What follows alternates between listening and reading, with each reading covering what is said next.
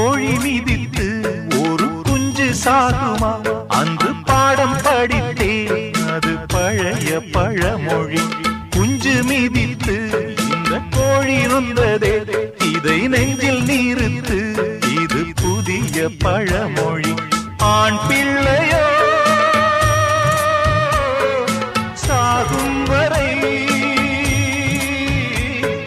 பெண் பிள்ளையோ போகும் வரை,